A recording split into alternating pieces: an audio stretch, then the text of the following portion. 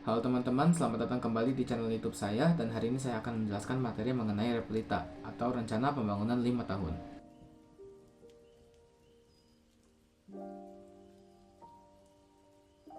Jadi, Repelita atau Rencana Pembangunan 5 Tahun adalah serangkaian program pembangunan yang dijalankan oleh pemerintahan era Soeharto di masa Orde Baru. Dimulai dari tahun 1969 dan berakhir di tahun 1998. Program ini dilatar belakangi oleh perubahan besar pasca kegagalan ekonomi di era Soekarno dan tumbuhnya kebutuhan untuk membangun kembali infrastruktur, ekonomi, serta kesejahteraan rakyat.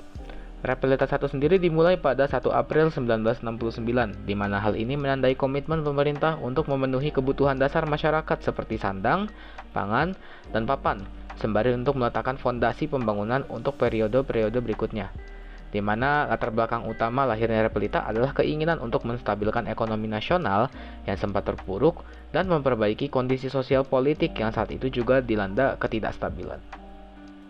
Terdapat beberapa tokoh sentral dalam berjalannya program Repelita ini.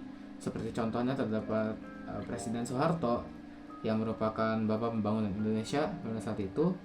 Kemudian juga ada tokoh lain seperti Wijaya Nitisastro sebagai Ketua Bappenas. Tokoh yang berperan besar dalam pelaksanaan Repelita adalah Presiden Soeharto sebagai penggagas utama yang kemudian dikenal sebagai Bapak Pembangunan Indonesia.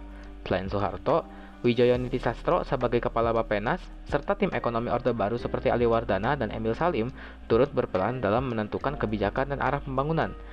Kabinet Pembangunan yang dibentuk Soeharto setelah masa Kabinet Ampera menjadi penggerak utama seluruh proses Repelita, yang berjalan dengan kerangka dan prioritas pembangunan yang cukup jelas setiap periodenya. Repelita sendiri berjalan dalam 6 tahapan, yang dimana dimulai dari Repelita 1 sampai ke Repelita 6. Repelita 1 menitik beratkan pada pembangunan sektor pertanian dan pemenuhan kebutuhan dasar masyarakat. Sedangkan Repelita 2 mulai memperluas pembangunan ke luar Jawa, Bali, dan Madura dengan program transmigrasi. Repelita 3 sendiri beralih ke industri padat karya dan ekspor. Sedangkan untuk Repelita 4 sampai ke 6 semakin menonjolkan transportasi, komunikasi, pendidikan, hingga investasi asing dan industri nasional.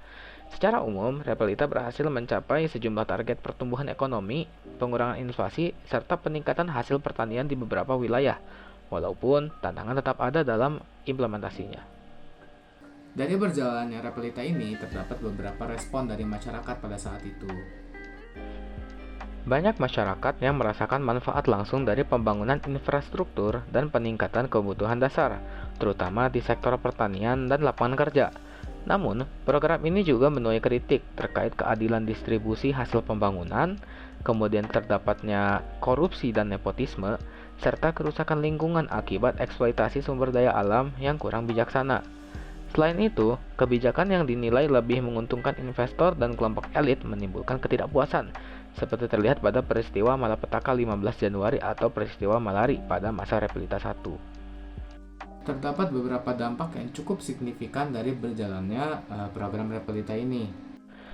Indonesia berhasil mencapai swasembada beras, tingkat kemiskinan yang menurun, serta partisipasi pendidikan yang meningkat.